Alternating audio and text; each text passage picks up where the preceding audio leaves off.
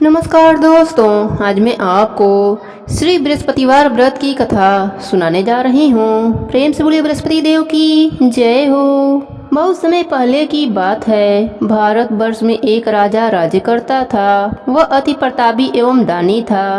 वह प्रतिदिन मंदिर में भगवत दर्शन करने जाता था। गुरु और ब्राह्मण की सेवा भी किया करता था। उसके द्वार से कोई भी याचक निराश नहीं लौटते थे। वह हर दिन गरीबों की मदद करता था, परंतु यह सब बातें उसकी रानी को पसंद नहीं थी। वह न व्रत करती, न किसी को एक भी पैसा दान के रूप में देती। वह राजा को भी ऐसा करने से रोकती थी। यह उस समय की बात है जब राजा शिकार खेलने वन को चले गए थे। महल में सिर्फ रानी और दासी थी। उस समय गुरु बृहस्पति साधु का रूप धारण कर राजा के दरवाजे पर भिक्षा मांगने आए। साधु ने रानी से भिक्षा मांगी तो वह कहने लगी, हे साधु महाराज, मैं इस दान पुण्य से तंग आ गई हूँ। इस काम के लिए मेरे पतिदेव ही बहुत हैं। अब आप ऐसी कृपा करें कि यह सारा धन नष्ट हो जाए ताकि मैं आराम से रह सकूं। साधु का भेष धरे बृहस्पति देव ने कहा, हे देवी, तुम बड़ी विचित्र हो। संतान और धन से कोई भी दुखी नहीं होता, सभी इसे चाहते हैं। पापी भी पुत्र और धन की इच्छा करता है। अगर तुम्हारे पास बहुत धन है तो भूखे मनुष्यों को भोजन कराओ, ब्राह्मणों को दान दो, प्याऊ लगवाओ, धर्मशालाएं बनवाओ, कुआं, तालाब, बावड़ी, बाग बगीचे आदि बनवाओ तथा निर्धनों की कुंवारी कन्याओं का विवाह कराओ। साथ ही यज्ञ आदि करो। इस प्रकार के कर्मों से आपके कुल का एवं आपका नाम लोक परलोक में प्रसिद्ध होगा एवं तुम्हें स्वर्ग लोक की प्राप्ति होगी। किंतु वह मूर्ख रानी साधु की इन बातों से खुश नहीं हुई। वह बोली, हे साधु महाराज, मुझे ऐसी संपत्ति की आवश्यकता नहीं जो मेरे काम न आए तथा जिनको मैं अन्य लोगों को दान दूं, जिसको रखने और संभालने में ही सारा समय नष्ट हो जाए। साधु ने रानी को समझाने का बहुत प्रयास किया, परंतु रानी अपने बात पर अड़ी रही। तब साधु ने कहा, हे देवी, यदि तुम्हारी ऐसी इच्छा है तो मैं जैसा तुम्हें बताता हूँ तुम वैसा ही करना। बृहस्पतिवार के दिन गोबर से घर को लीपना, अपने केसों को पीली मिट्टी से धोना, केसों को धोते समय स्नान करना, राजा से कहना कि वह भी हजामत बनवाएं, भोजन में मांस मदिरा खाना, कपड़े धोबी के यहाँ धुलने को देना। इस तरह 7 बृहस्पतिवार निरंतर करने से तुम्हारा सब धन नष्ट हो जाएगा। ऐसा कहकर साधु रूपी बृहस्पति देव अंतर ध्यान हो गए। रानी ने साधु के कहे अनुसार ही 7 बृहस्पतिवार वैसा ही करने का विचार किया। साधु के बताए अनुसार करते हुए उसे केवल 3 बृहस्पतिवार ही बीते थे कि उसकी समस्त धन संपत्ति नष्ट हो गई। भोजन के लिए भी परिवार तरसने लगा तथा सांसारिक भोगों से दुखी रहने लगा। इस प्रकार के अभावग्रस्त जीवन से तंग आकर एक बार राजा रानी से कहने लगा, हे रानी, तुम यहाँ पर रहो, मैं दूसरे देश को जाता हूँ, क्योंकि यहाँ पर मुझे सभी मनुष्य जानते हैं, इसलिए मैं यहाँ कोई कार्य नहीं कर सकता। देश चोरी परदेश भीख के समान है। ऐसा कहकर राजा परदेश को चला गया। वहाँ जंगल से लकड़ी काट कर लाता और उन्हें शहर में बेचकर अपना जीवन यापन करने लगा। राजा के जाने के पश्चात इधर उसके बिना रानी और दासियां दुखी रहने लगी। किसी दिन भोजन मिलता तो किसी दिन जल पीकर ही रहना पड़ता था। एक समय रानी और दासियों को 7 दिन बिना भोजन के व्यतीत हो गए तो रानी अपने दासी से बोली, हे दासी, यहाँ पास ही के नगर में मेरी बहन रहती है जो बहुत धनवान है। तू उसके पास जा और वहाँ से 5 सेर बेझर मांग कर ला, जिससे कुछ समय के लिए गुजर बसर हो जाएगी। दासी उसकी बहन के पास गई। बृहस्पतिवार का दिन था। रानी की बहन उस समय ध्यान मग्न होकर पूजा कर रही थी। दासी ने रानी की बहन से कहा, हे रानी, मुझे आपके पास आपकी बहन ने भेजा है, मुझे 5 सेर बेझर दे दो। दासी ने अपनी बात अनेक बार कही, परंतु रानी की बहन कोई उत्तर नहीं दिया, क्योंकि वह उस समय बृहस्पतिवार की कथा सुन रही थी। रानी की बहन से जब दासी को कोई उत्तर नहीं मिला तो वह अति दुखी हुई। उसे क्रोध भी बहुत आया। लौटकर वह रानी से बोली, हे रानी, आपकी बहन बहुत धनी स्त्री है, परंतु वह घमंडी भी बहुत है। वह छोटे लोगों से बात नहीं करती। 5 सेर बेझर देने के लिए मैंने उससे बहुत कहा, परंतु उसने कोई उत्तर नहीं दिया। इस प्रकार मुझे निराश एवं खाली हाथ लौटना पड़ा। रानी बोली, हे दासी, इसमें मेरी बहन का किसी प्रकार से कोई दोष नहीं है। जब बुरे दिन आते हैं तब कोई सहारा नहीं देता, अपने पराये हो जाते हैं। अच्छे बुरे का ज्ञान विपत्ति में होती है। जो ईश्वर की इच्छा होगी वही होगा। यह सब हमारे भाग्य का दोष है। उधर पूजा समाप्त होने के पश्चात रानी की बहन ने सोचा कि मेरी बहन की दासी आई थी, परंतु मैंने उसे कोई उत्तर नहीं दिया। इससे वह बहुत दुखी हुई होगी। कथा सुनकर तथा विष्णु भगवान का प्रसाद ग्रहण कर वह अपनी बहन के घर गई तथा बोली, हे बहन, मैं बृहस्पतिवार की व्रत कर रही थी, तुम्हारी दासी आई, परंतु कथा समाप्त होने से पूर्व न उठते हैं न बोलते हैं, इसलिए मैं नहीं बोली। बताओ दासी किस कारण से मेरे पास आई थी? रानी बोली, बहन, हमारे घर अनाज नहीं था तथा राजा प्रदेश गए हुए हैं। वैसे तुमसे कोई बात छिपी नहीं है, इस कारण मैंने दासी को तुम्हारे पास 5 सेर बेझड़ लेने के लिए भेजा था। इस पर रानी की बहन बोली, हे बहन, बृहस्पति भगवान सबको मनवांछित फल देते हैं, देखो शायद तुम्हारे घर के किसी कोने में अनाज रखा हो। यह सुनकर रानी की दासी घर के अंदर गई तो वहाँ एक घड़ा बेझर का भरा हुआ मिला। उसे बड़ा आश्चर्य हुआ क्योंकि उसके अनुसार घर का एक एक बर्तन अन्न से खाली था। उसने बाहर आकर रानी को सारा वृत्तांत सुनाया। दासी अपनी रानी से कहने लगी, हे रानी, देखो, वैसे भी हमको जब अन्न नहीं मिलता तो हम भी व्रत के समान ही रहते हैं। अगर इनसे व्रत की विधि तथा कथा पूछ ली जाए तो बृहस्पतिवार का व्रत हम भी कर लिया करेंगे। और फिर दासी के कहने पर रानी ने अपने बहन से बृहस्पतिवार व्रत, पूजन विधि एवं नियमों के बारे में विस्तार से पूछा। उन्होंने बताया, जो बृहस्पतिवार के व्रत में चने की दाल और मुनक्कों से विष्णु भगवान का केले के जड़ में पूजन कर दीपक जलाता है, पीला भोजन करता है, पीले वस्त्र धारण करता है तथा प्रेम पूर्वक बृहस्पति भगवान की कथा सुनता है, तो इस प्रकार करने से गुरु भगवान उस भक्त से प्रसन्न होते हैं, अन्य धन पुत्र देते हैं, मनोवांछित मनोकामना पूर्ण करते हैं। फिर व्रत एवं पूजन की विधि बताकर रानी की बहन अपने घर लौट गई। तत्पश्चात रानी और दासी दोनों ने निश्चय किया कि बृहस्पति देव भगवान का व्रत एवं पूजन जरूर करेंगे। 7 दिन पश्चात जब बृहस्पतिवार का दिन आया तो दोनों ने व्रत किया। घुड़सवार में जाकर चना और गुड़ बीन लाई और उसकी दाल बनाकर केले के जड़ में विष्णु भगवान का पूजन किया। अब पीला भोजन कहाँ से आए, यह सोचकर दोनों बड़ी दुखी हुई, परंतु उन्होंने व्रत किया था, इसलिए बृहस्पति देव भगवान उनसे प्रसन्न थे। एक साधारण व्यक्ति के रूप में वह 2 थाली में सुंदर पीला भोजन लेकर आए और दासी को देकर बोले, हे दासी, यह भोजन तुम्हारे और रानी के लिए है, तुम दोनों इसे ग्रहण कर लो। दासी भोजन पाकर अति प्रसन्न हुई और रानी से बोली, हे रानी, भोजन कर लो। रानी को भोजन के विषय में कुछ नहीं पता था, इसलिए वह दासी से बोली, जा तू ही भोजन कर ले, क्योंकि तू व्यर्थ में ही हमारी हंसी उड़ाती है। दासी बोली, हे रानी, एक व्यक्ति भोजन देकर गया है। रानी बोली, वह भोजन तेरे लिए देकर गया होगा, इसलिए तू ही भोजन कर। दासी ने कहा, हे रानी, वह व्यक्ति हम दोनों के लिए 2 थाली में सुंदर भोजन देकर गया है, अतः मैं और आप दोनों ही साथ साथ भोजन करेंगे। फिर दोनों ने गुरु भगवान को धन्यवाद एवं नमस्कार कर भोजन प्रारंभ किया। उसके बाद से दोनों प्रत्येक बृहस्पतिवार को गुरु भगवान का व्रत एवं पूजन करने लगी। बृहस्पति भगवान की कृपा से उन दोनों की भोजन एवं धन की कमी दूर हो गई, परंतु रानी फिर पहले की तरह आलस करने लगी। तब दासी ने कहा, हे रानी, आप पहले भी इसी प्रकार आलस करती थीं। आपको धन संभालने एवं दान देने में कष्ट होता था, इसी कारण सभी धन नष्ट हो गए और हमारी ऐसी दुर्दशा हो गई। अब गुरु भगवान की कृपा से धन मिला है तो आपको फिर से आलस हो रहा है। बड़े कष्टों के बाद आपने यह धन पाया है, इसलिए आपको दान पुण्य करना चाहिए। भूखे मनुष्यों को भोजन कराओ, ब्राह्मणों को दान दो, प्याऊ लगवाओ, कुआं, तालाब, बावड़ी आदि का निर्माण कराओ, कुंवारी कन्याओं का विवाह करवाओ, मंदिर पाठशाला बनवाकर दान दो, धन को शुभ कार्यों में खर्च करो, जिससे आपके कुल का सम्मान बढ़े तथा आपको स्वर्गलोक की प्राप्ति हो एवं आपके पितृ प्रसन्न हो।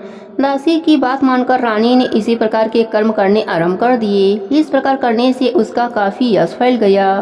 कुछ दिनों के बाद एक दिन रानी और दासी आपस में विचार करने लगी कि न जाने राजा किस दशा में होंगे, उनकी कोई खोज खबर नहीं है।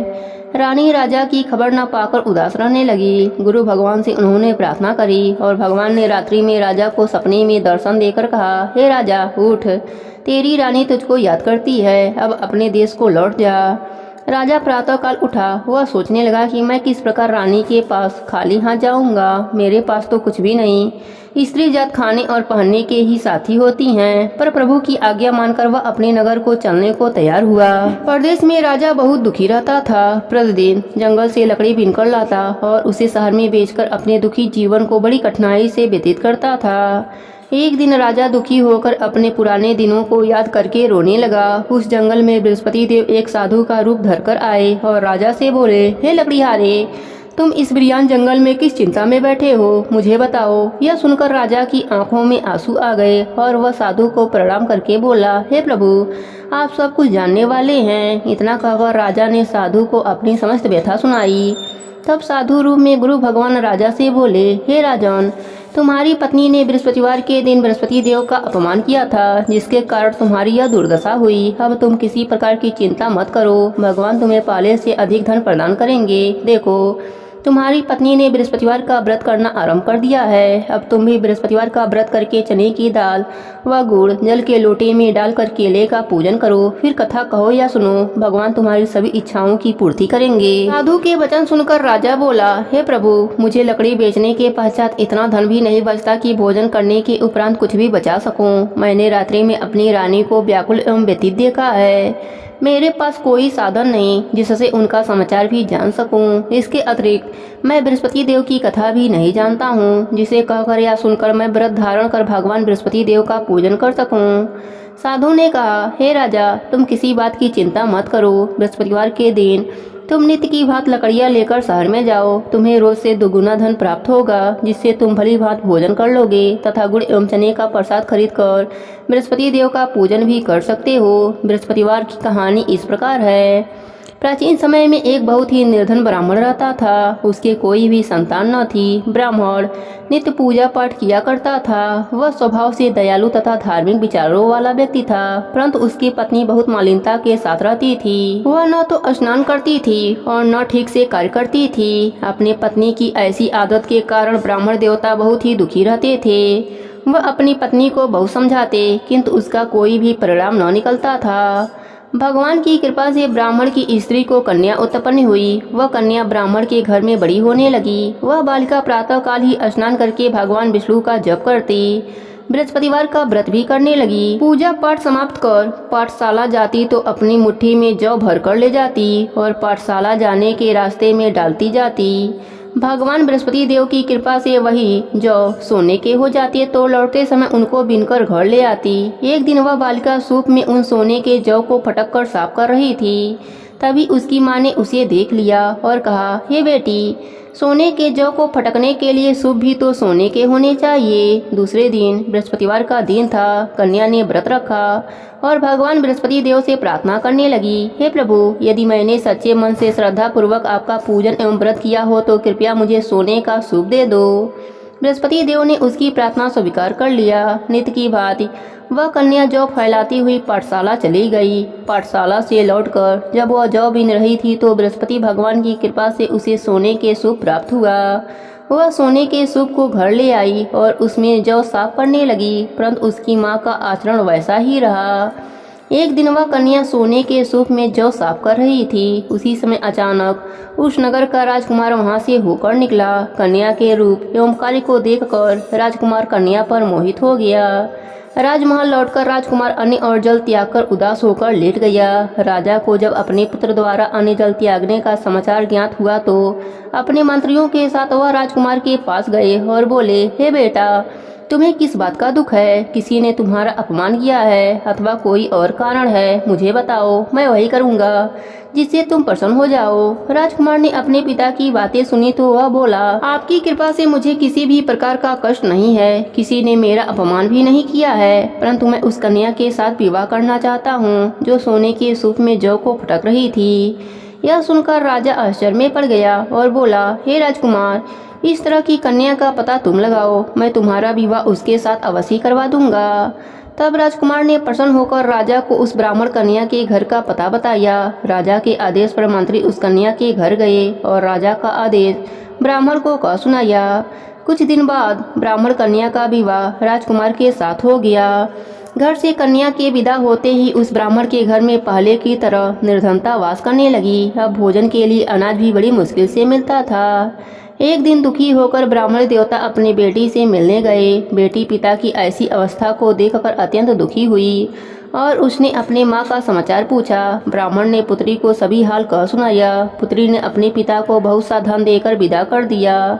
इस प्रकार ब्राह्मण का कुछ समय सुखपूर्वक व्यतीत हुआ, लेकिन धन समाप्त होने के बाद स्थिति पहले की तरह हो गई।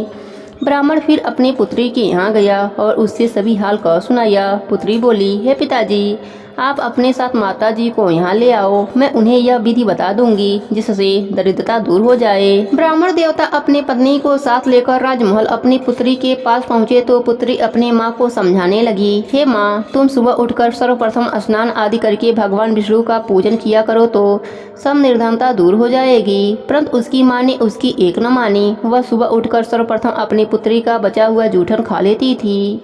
एक दिन उसकी बेटी को अपने माँ पर बहुत गुस्सा आया। उसने एक रात एक कोठरी से सारा सामान निकालकर अपनी माँ को उसमें बंद कर दिया। प्रातः कोठरी से अपनी माँ को निकालकर स्नान आदि करा के पूजा पाठ करवाया तो उसकी माँ की बुद्धि ठीक हो गई।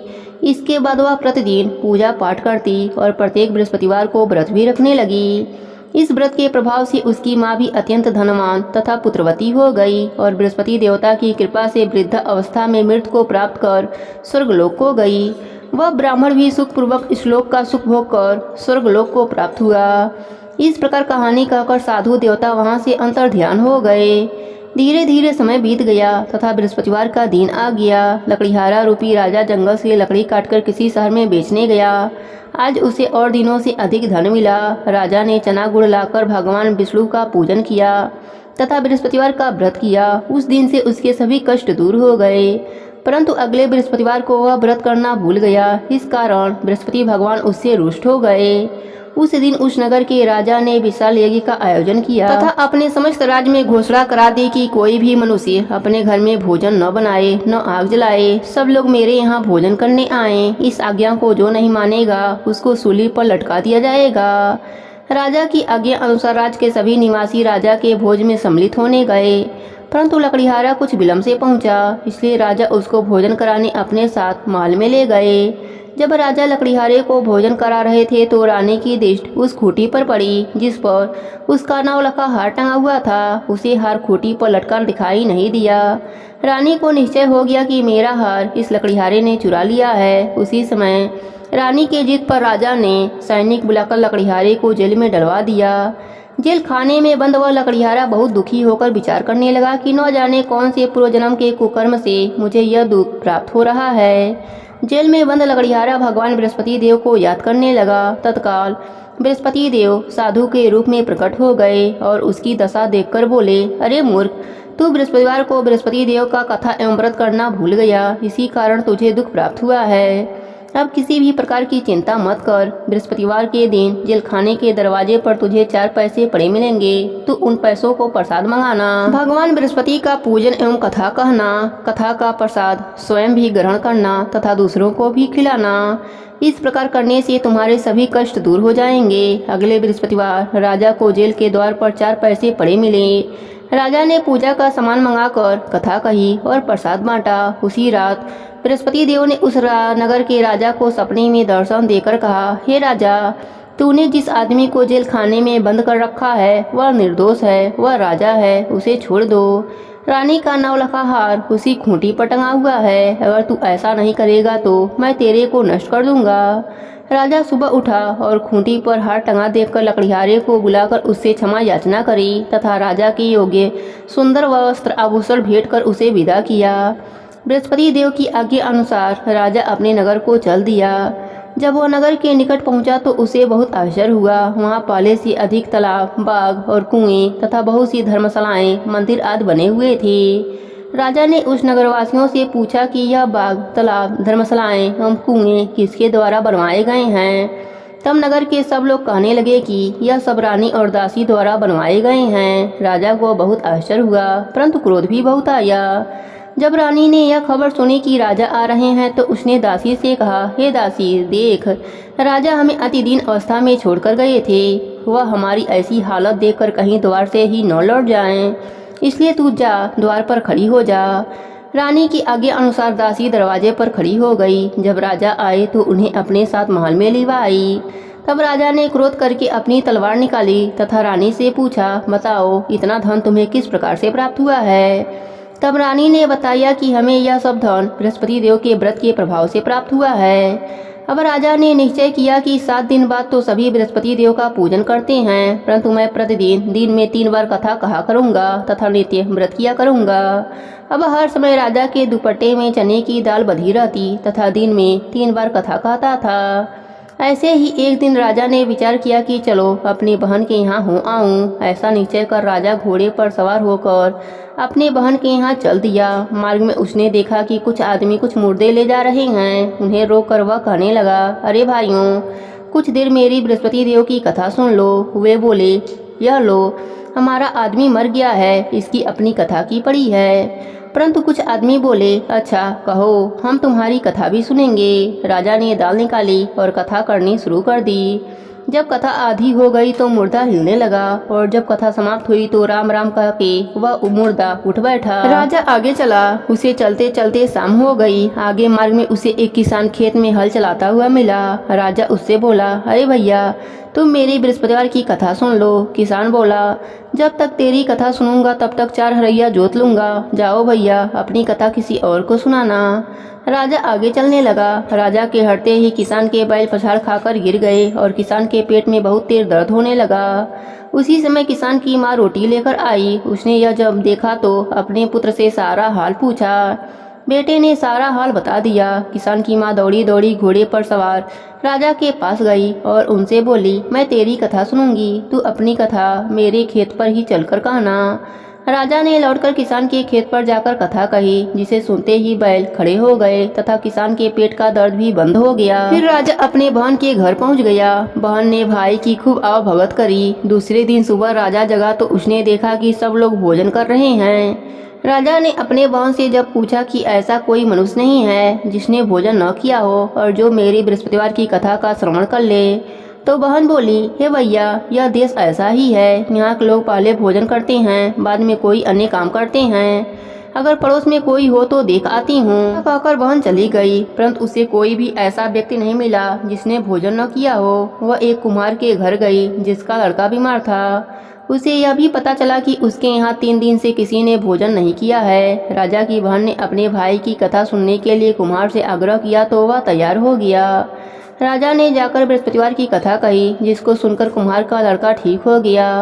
अब तो राजा की हर ओर प्रशंसा होने लगी। कुछ दिन बाद एक दिन राजा ने अपने बहन से कहा, हे बहन, मैं अपने घर जाऊंगा, तुम भी तैयार हो जाओ। राजा की बहन ने अपने सास से अपने भाई के साथ जाने की आज्ञा मांगी। सास बोली, चली जा, परंतु अपने लड़कों को यही छोड़ जाना, क्योंकि तेरे भाई के कोई संतान नहीं होते हैं। बहन ने भाई से कहा, हे भैया, मैं तो चलूंगी, परंतु कोई बालक नहीं जाएगा। राजा ने कहा, जब कोई बालक साथ नहीं चलेगा तब तुम क्या करोगी चलकर। दुखी मन से राजा अपने नगर को लौट आया। राजा अपनी रानी से बोला, हम निर्वंशी हैं, हमारा मुंह देखना भी धर्म नहीं है। वह उदास होकर बिना भोजन किए सैया पर लेट गया। रानी बोली, हे प्रभु, भगवान बृहस्पति देव ने हमें सब कुछ दिया है, वे हमें संतान भी अवश्य देंगे। उसी रात बृहस्पति देव ने राजा को सपना में दर्शन देकर कहा, हे राजा, उठ, सभी सोच त्याग दे, तेरी रानी गर्भवती है। राजा को यह जानकर अति प्रशंसा हुई। 9वें महीने रानी के गर्भ से एक सुंदर पुत्र रूपी रत्न पैदा हुआ। तब राजा बोला, हे रानी, स्त्री बिना भोजन के रह सकती है, परंतु बिना कहे नहीं रह सकती। जब मेरी बहन आए तो तुम उससे कुछ मत कहना। रानी ने हाँ कह दिया।